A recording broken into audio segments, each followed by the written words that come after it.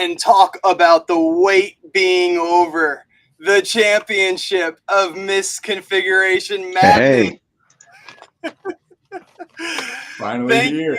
For making it. Thanks for sitting through the intro bit. We were potentially grabbing some refreshments and setting up for our new hour of the championship matchup. It's too funny. And Lawrence, we got to introduce you being the new panelist for this episode in this championship. Right? But it's funny how so many people in the industry, right? You get to have multiple meetings with a day. So Matt, Josh, great to see you again, talking cyber rise and framework mappings earlier today. So, I mean, it's just awesome to see the people doing things in the industry keep on doing things, and excited to see where that takes all of us. All right. And Lawrence, I might as well do this live. Hey, Lawrence, I owe you a response to your email.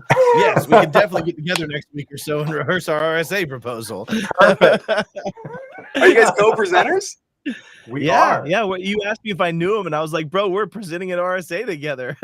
Holy shit. I did not know that. It is going to be a can't miss session. So it will need to get as many people from like the MSP community in the room, so we can load the room with people who won't throw tomatoes. That is awesome. I don't know, Lawrence. Have you seen our topics? I absolutely have.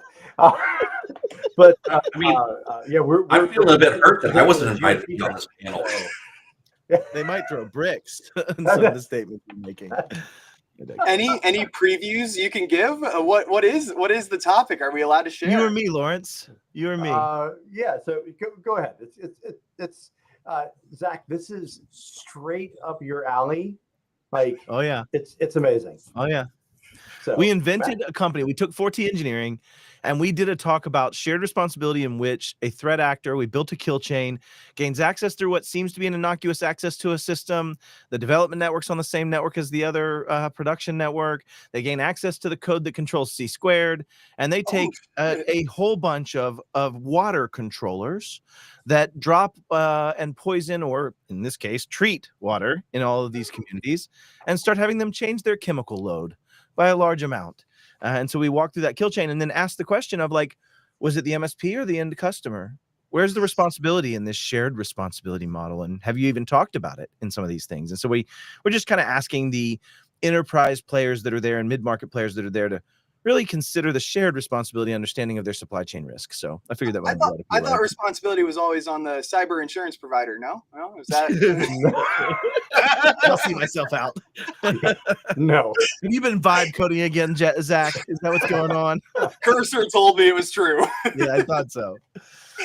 And Josh, you've done your own fair share of RSA presentations. Any favorite topics you can share on some past presentations you've done? I think one of the ones I did at RSA that I really liked was just burnout in cybersecurity, and how to handle mental health in a field that is largely taken care of by folks who are super aggressive about what they're into and like to go and don't stop. Not looking at anybody in this room that does that at all. No, I don't feel seen in any way. Austin would never do this while he's potentially on PTO right now. So no, not at all. Yeah. My man PTO'd with a vest in his backpack, bro. I just want to make sure you know how committed this boy is right here. Like, you know what I mean? Look, I know that these matchups are going to be hard, and there's going to be a lot of dangerous things going around, so I needed my safety gear. Safety third, bro. Safety third. Yeah, a strong foundation, man. There's too much risk.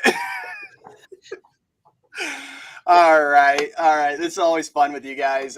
Before we do hop into it, Austin, Josh, Matt, thank you for coming again. We know who you are. Lawrence, give us the quick spiel. What do you know about settings? Why were you invited to this panel other than speaking with Matt here in a couple weeks?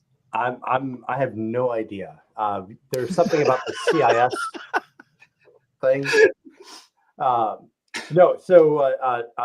It's actually kind of cool to be here. It is really good. My firm, Corporate Information Technologies, we've been around for a couple of decades now. Before the CIS controls were the CIS controls, when they were still a SANS project, I stumbled on that SANS project and said, "Hey, this is like there actually might be some teeth to this thing, and really started digging in and just fell in love with the concept that while there is absolutely shared risk, there's also shared risk mitigation and shared risk treatment, and a lot of that starts with misconfiguration. Most of that starts with misconfiguration. So I've used the CIS controls as our company's North Star. Now this is going on year 15. So almost like the entirety of this curated list of its existence. I have a bunch of letters after my name that says I know something about this, but probably the one that I'll share here is, as an organization, we were the first organization to achieve the accreditation through CREST for the CIS controls, and I felt that was at a minimum, kind of a minimum, table stakes to be able to say that we don't just say it, but we do it. I love that. I love that call out to CREST too. You know, getting a certification behind CIS is something that really didn't exist until they went behind it. And, you know, we had a little halftime sponsor shout out from CyberRise and what they're doing with framework mapping, but it'll be cool to see how vendors and, Sention itself is aligning and certifying that this is meeting this and that. So very awesome to have you here, Lawrence. And thank you. One other shout out to you. You'll be getting your own vest here soon enough, joining Sention CMMC hardening crew. So very excited to have you on there. And there's the hardening crew. Austin is willing to stand up and show where it is. I love that. That is going to be so much fun. I'm just going to say, maybe before one of the RSA parties. I don't know. I mean, there's some RSA parties that could make a debut at.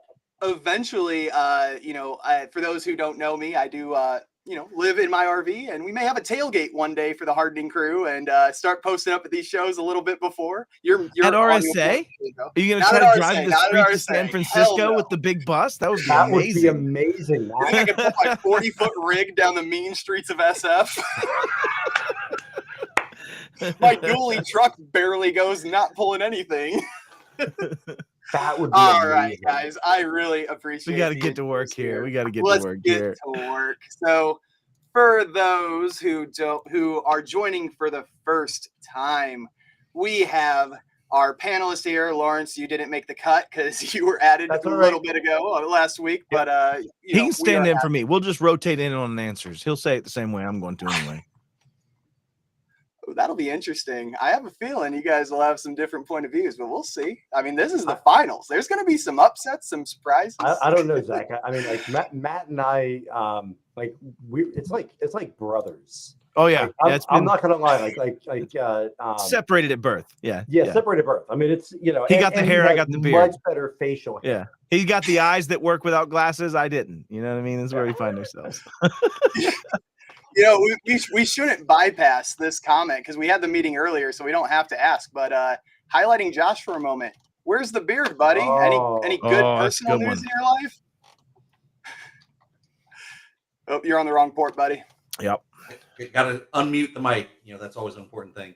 I had to shave the beard over the weekend. I got to swear my daughter into the Louisiana State Guard as a member of the Cyber Reserve team with me. So I had to get clean cut and in regs to be able to swear her in. So that was a cool family moment. That's amazing. Bringing her in. Super exciting. Awesome. All right. And now that we have all the intros out, let's get into the rules. For those joining for the first time, there's 3 rules that went into this. And I emphasize the scenario and how settings win for now, because next year when we do this again, there may be some type of voting aspect and some grand prizes for some bracket winners. But for this year, there's 3 rules. You are a MSP and you can only harden one security setting or the other. And the critical thing here is there's no backup defense. There's no complementary controls. There's no EDR. There's no whitelisting. There is only this one setting against a default Windows box and a default environment.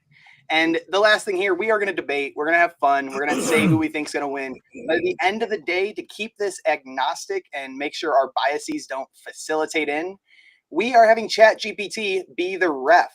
So in order to keep this as non-biased as possible, we have a standardized prompt of the AI being the ultimate referee and having the one setting go head-to-head and presenting a score. As a disclaimer, in the last episode, we did add the additional comment here to allow scores to go over 100, because it may have been called out.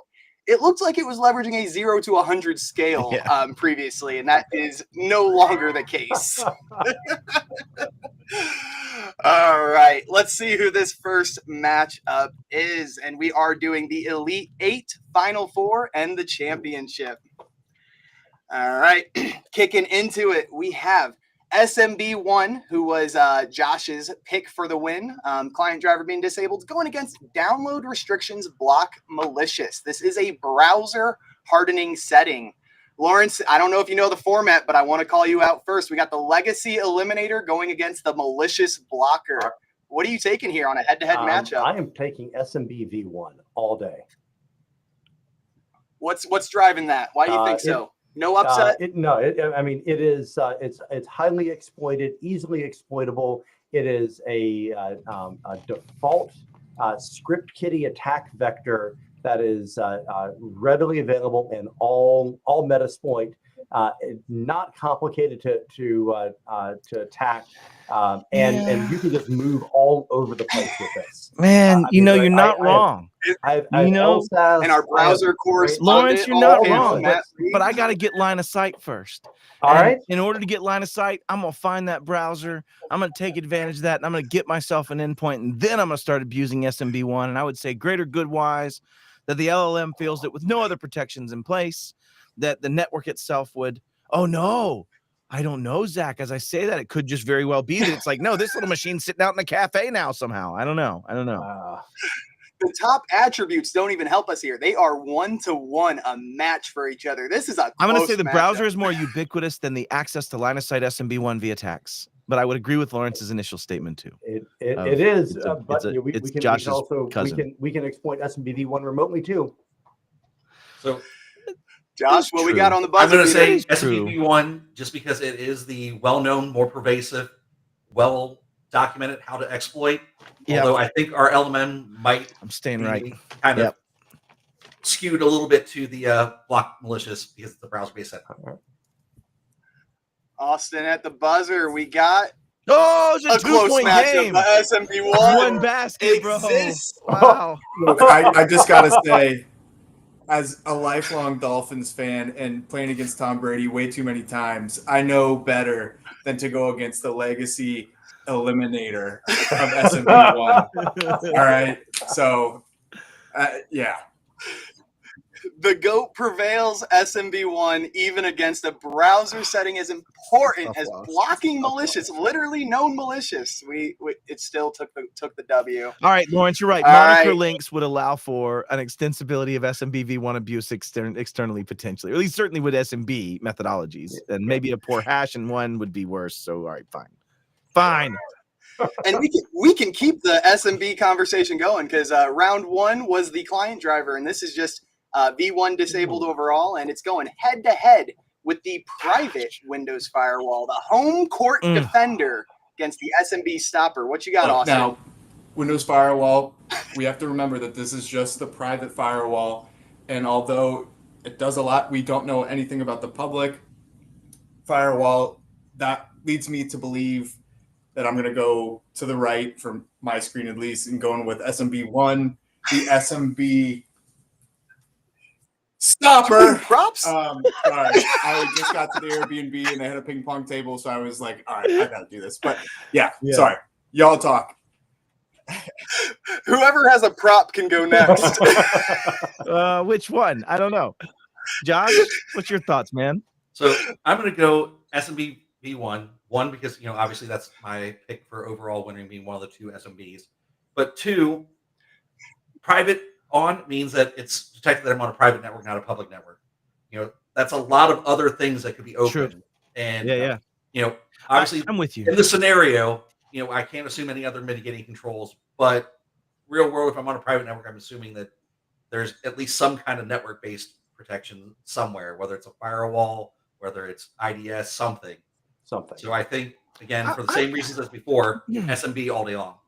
I'm making it a plan to be wrong all day today, so I'm going to go with Windows Firewall Private On, and I'll make my argument of saying, at least in that way, it's trying to stop lateralization, and at home, where private is where the crown jewels are. So maybe an impact is higher, but I'm just trying to make an argument so I can be wrong. I'm cool.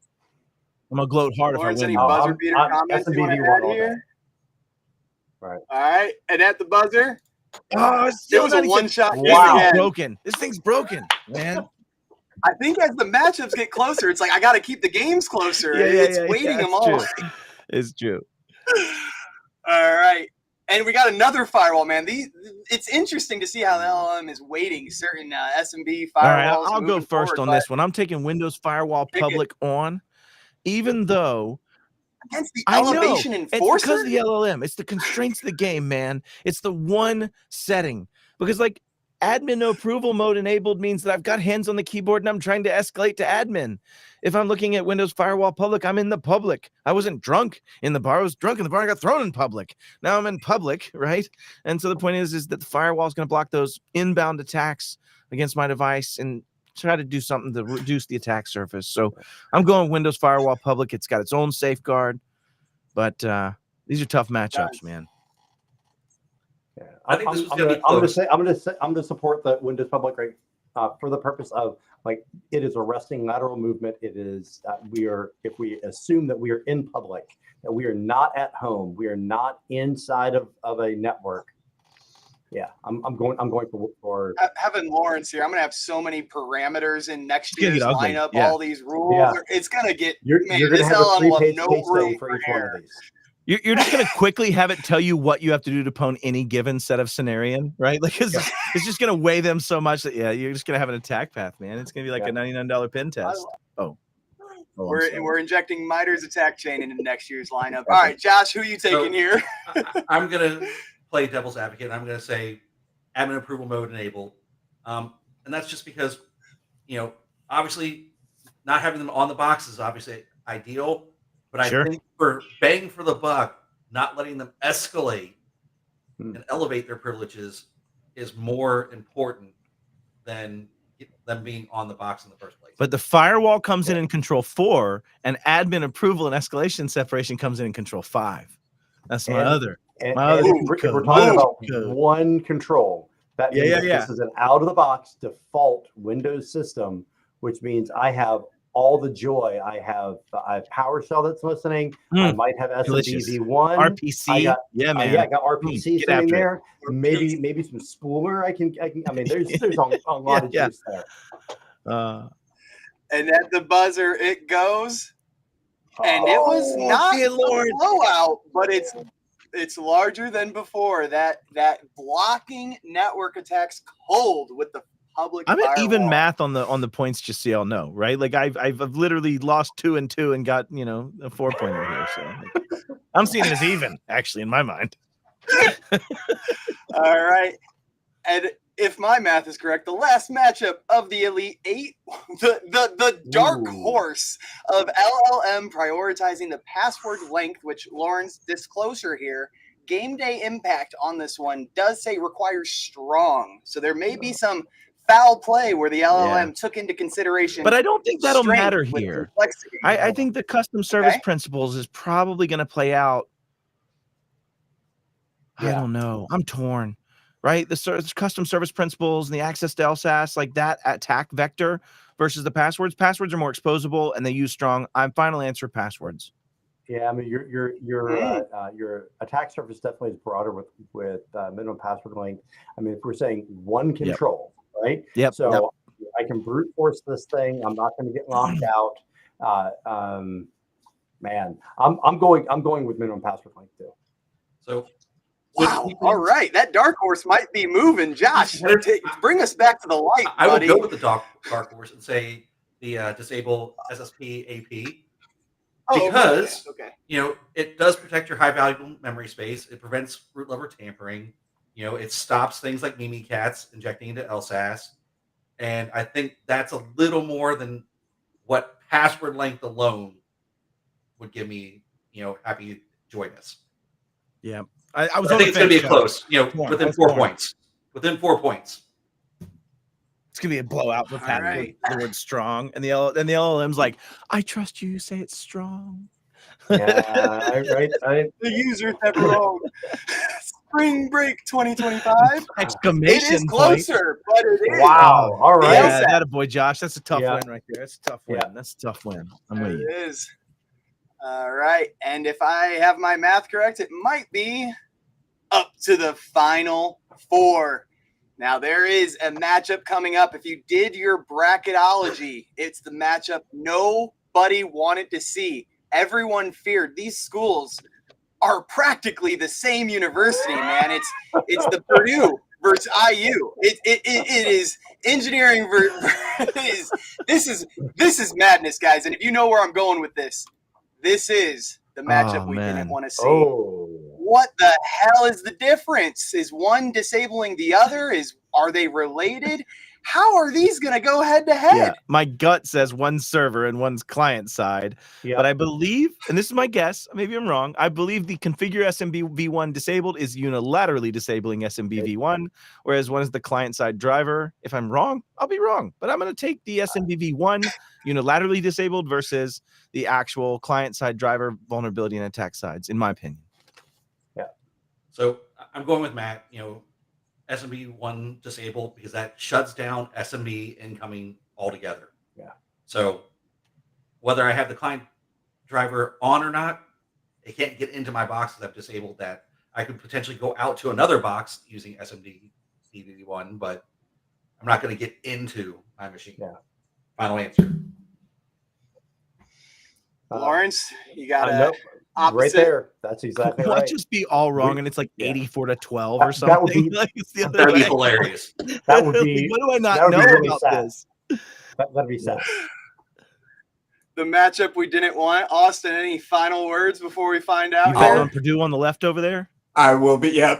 I will be honest with you. I had the client driver, but I just had to stick with the legacy eliminator because of all the trauma that I've had. But anyways, we'll see how it all shakes out. And with no biases and no prompt change, this game went to overtime. Wow. No. Wow. I had to toss another prompt saying there must be a winner. Oh, wow. Can you guys believe that the LLM called out overtime? I am blown away that it made a non-deterministic answer. That's you're growing, co-pilot. Look at you growing up. Look at you not wanting to box yourself in. Right? Yeah, right? Look at you having other angles.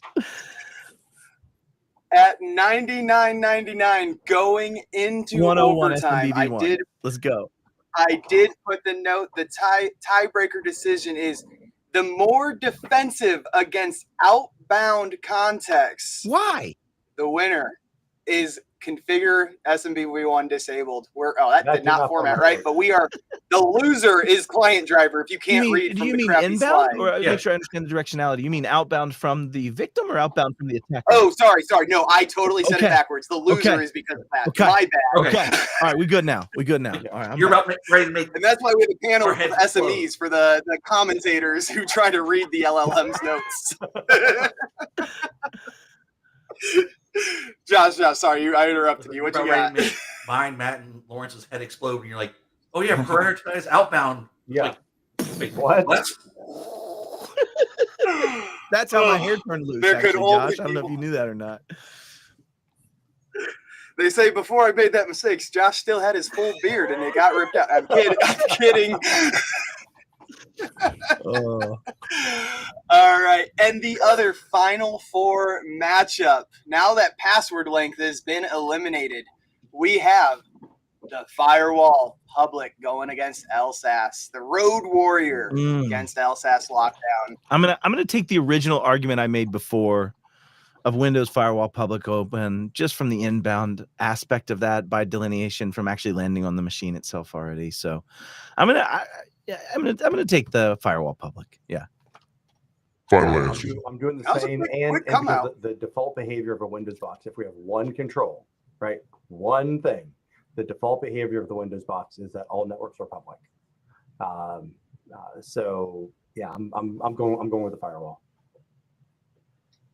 I think I'm going to look at this and go, it'll be a very, very tight game, but I think the edge is going to go to the SSP, AP, and LSAS, just because that is more system level persistence than the Windows Firewall public on. But I'm talking like probably within 2 points. Yeah, it's going to be close. Austin, I don't know if I had to bring out my game day voice, to really do this effectively. I love it. I love it. I love it. Oh my goodness. Are you going to read me a bedtime story too? Oh, there you go. Tell me what an asset is, and I'll tell you what your next decision is.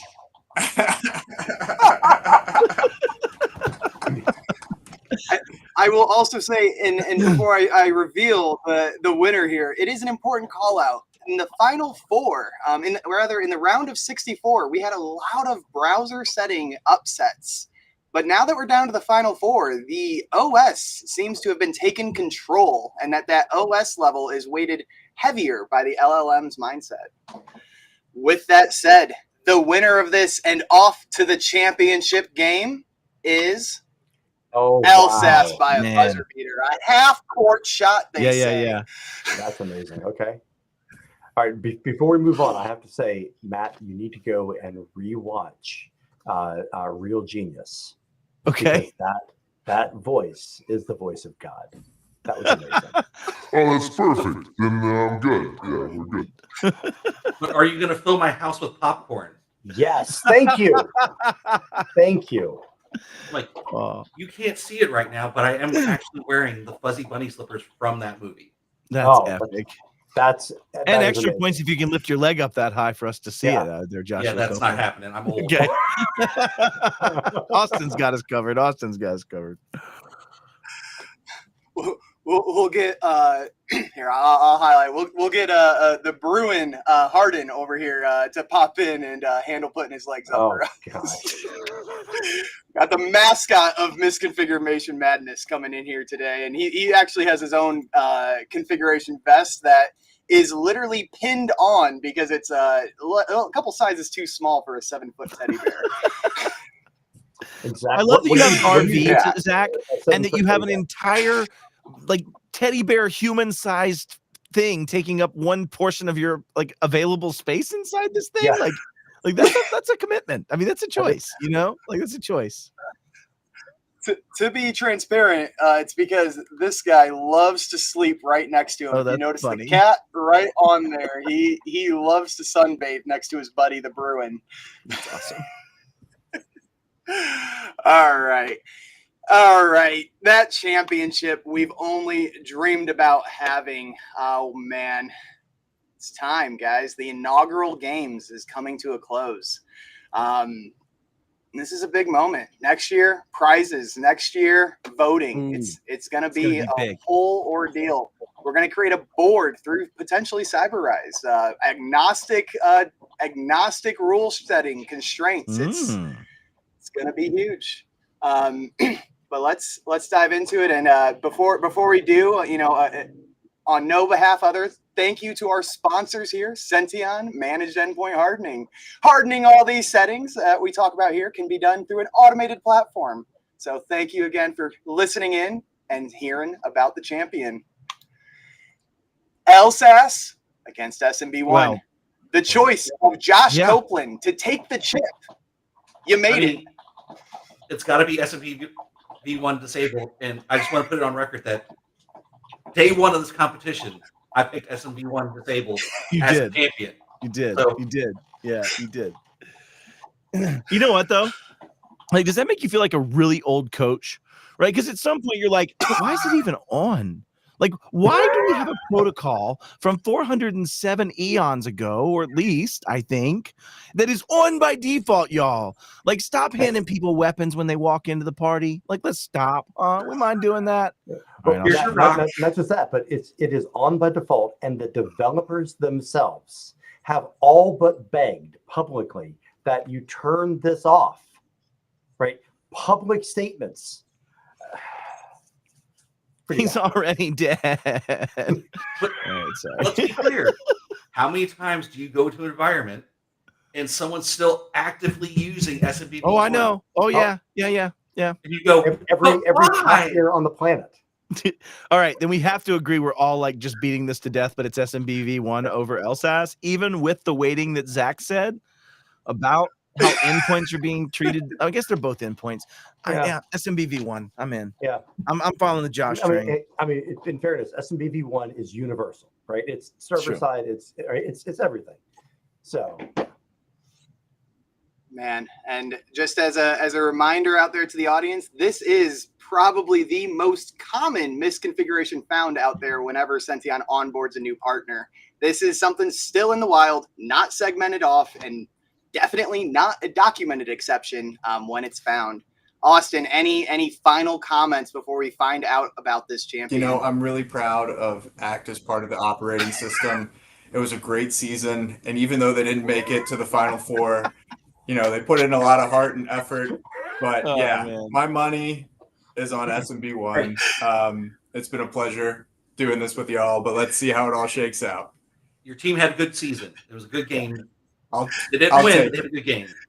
Exactly. We're proud. We're proud of all of the settings that made the round of 64 here. You know, last comment. CIS has 500 different recommendations on the OS alone. Another 100 on the browser. Another 50 some on Adobe. Another 70 on 365. There's thousands. If an asset exists, a configuration follows. What is an asset, though, Zach? What is an asset? You see, an asset is anything that can store or process data. Yeah. What doesn't store or process data? Huh? What is not an asset? Give examples. Am I an asset, Matt? Tell me. I don't know how well you store or process data, but I know it's coming through there. So yeah, probably. One ear to the other, and to the championship we go. Oh, LSAS with the upset, everybody. No. Holy hell. Shenanigans. Yeah, no way. What is this? The ref was paid off. This is not okay. I think somebody tainted and did AI poisoning. These settings were deflated. This is deflate gate. Yeah. This is a white text gate. You hid white text in the prompt. I know you did. I know you did. I just lost a house that I don't even have. Like I know. It's wow. There's a reason you're in the Airbnb. He's like, Zach, by the way, I'm on the run. I'm actually trying to get to Canada to hide, but yeah. Sorry, I'm up in Minnesota if that wasn't clear. Okay. Any other self-doxing we care to? Okay. Oh, wow. Maybe find I'm gonna go home now. I just want to know what your ChatGPT said. Okay. Let's talk about it, guys. Why it wins. It is shutting down credential dumping, blocks the key path for post exploitation, which is interesting. It valued the post. Defends the system's most sensitive targets with no external dependencies, which was one of the qualifiers, and delivers massive value as a standalone setting. Any lies in this explanation? So I'm going to say no lies, but I have a counter argument. SMBv1 is a direct RCE vector. It requires no user interaction. It's a global ransomware outbreak, happens dozens of times.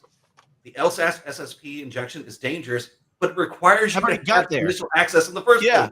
Right. I already used that SMBv1. I walked over the dead corpse of that SMBv1 setting to go deal with this one. So it's like that meme where you're looking back at the other girl when you're walking with the one girl. Y'all know what I'm talking about. We've seen that one before, right? Yeah, but the point is, like, genuinely, I'm with Josh on this one. I'm shocked by it. I think the initial access vector should have been heavily weighted.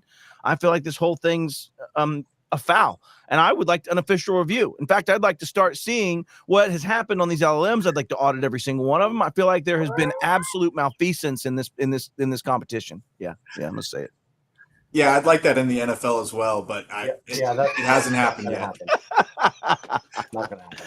I do disagree. I think genuinely, though, joking aside, there's also another aspect about this we can take away, which is comma space. It depends.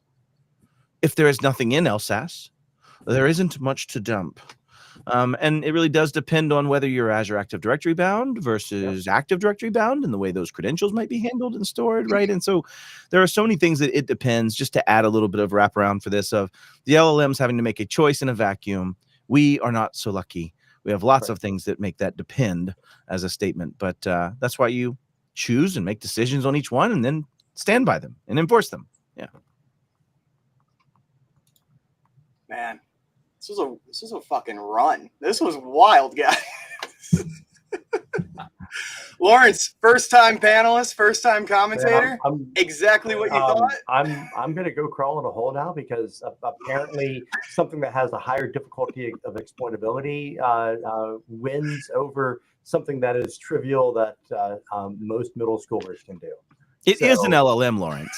It does hallucinate. Yes, it is clearly hallucinating in this instance. But you know what? I won't fault Zach for that one. But I will say that we do need this to be like have an official review because there's a lot. Yeah.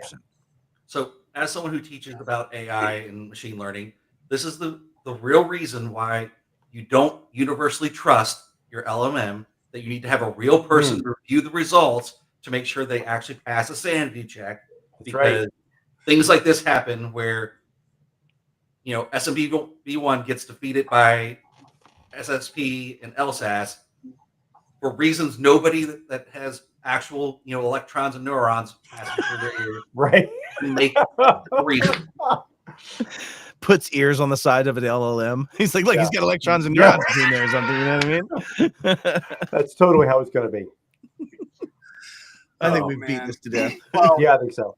It was the inaugural games. Post bracket debrief. This is something that we talk about constantly. Configuration management. It's growing in popularity. It's growing in compliance requirements. This is something that's becoming top of mind even more so than ever before. So, if panelists, if you don't mind, we'll go around. What was the takeaway from this games, and what's the outlook of importance for configuration management going into, I was going to say 2026, but it is April right now. How about going into RSA? Imagine, I'll say this, and I'll just because, it's not like me to go first. I apologize. But I'll say this, like, there is no condition where you get a car, you buy it from a reputable dealer.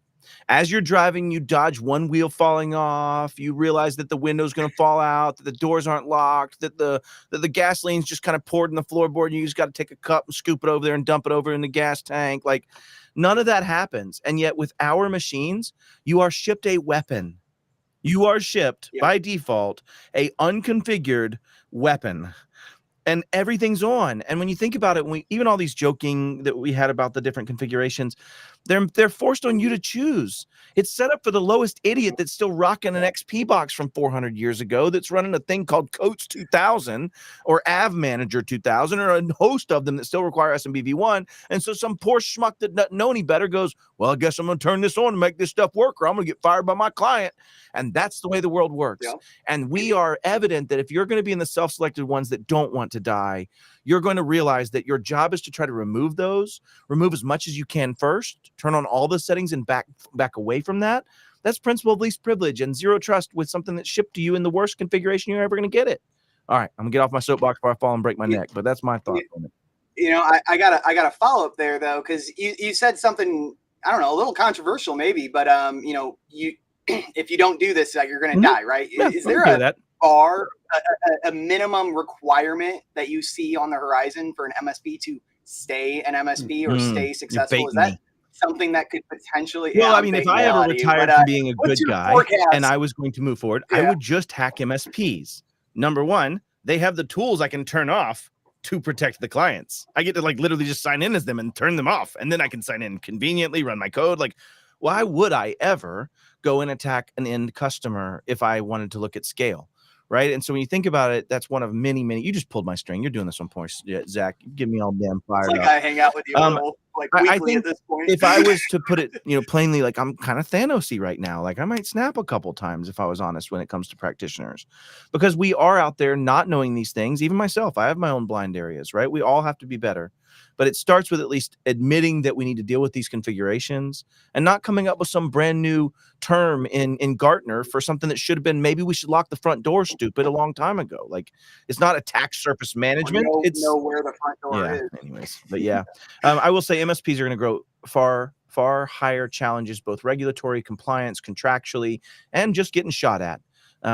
From that perspective, and it's your job to at least be defensible in the choices you made and the way you approached it.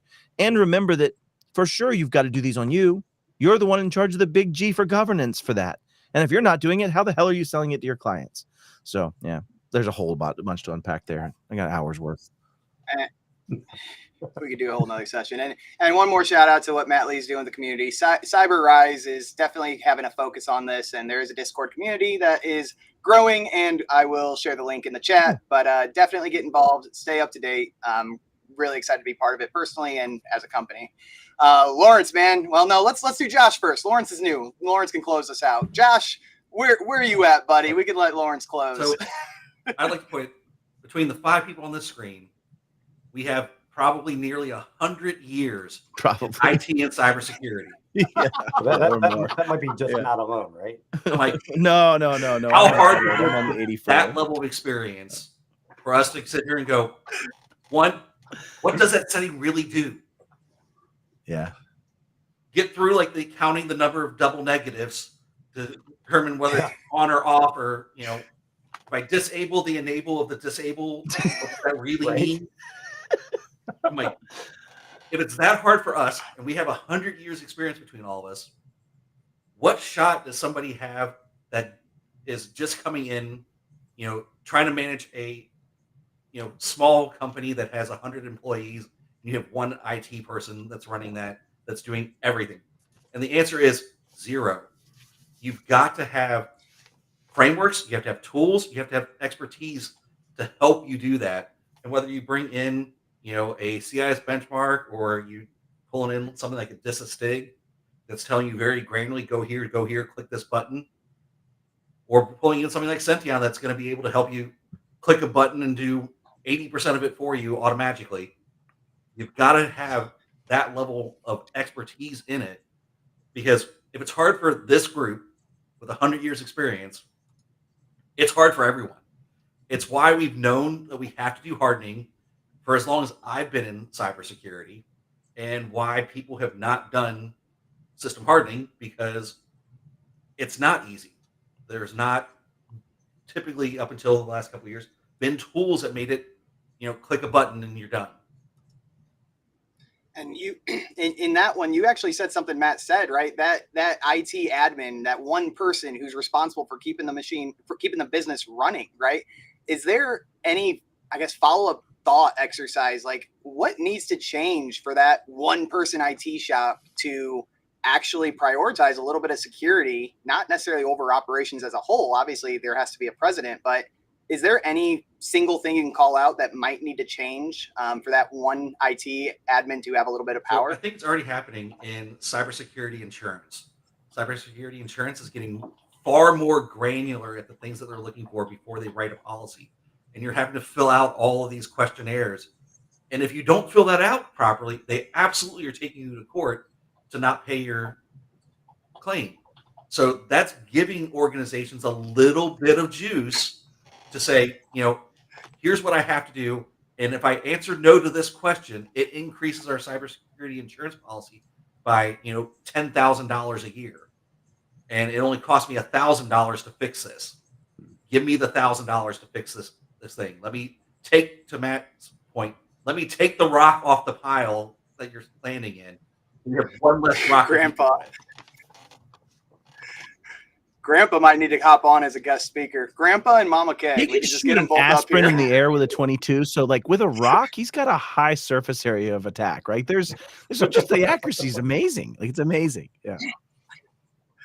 No, that's awesome. And Austin, speaking of 100 years experience, man, you're tossing a few months into that bubble. And, you know, not to downplay that with a joke, but this idea, gamifying configs, putting us in a room, was originally your idea, man. So kudos to you for making configs a little bit more fun than I've been able to do in the last few years.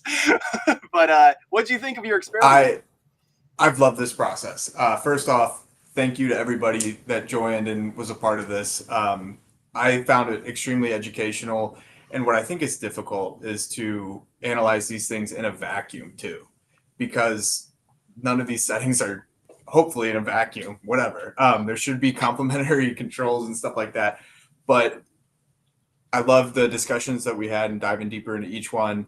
I don't know. It's been a whirlwind since January moving into this space, but I just got to say one thing that's kind of unrelated. The community, the MSP community, the cybersecurity community, what I love is that everybody's helpful and they want the best for everybody for the most part, by and large, I think. And so this is just another example of people with expertise coming in and helping out and educating and, I don't know, trying to make some fun with it too. So thank you all again. And I'm really looking forward to next year. And we'll definitely have a meeting of the minds to make sure that our LMM,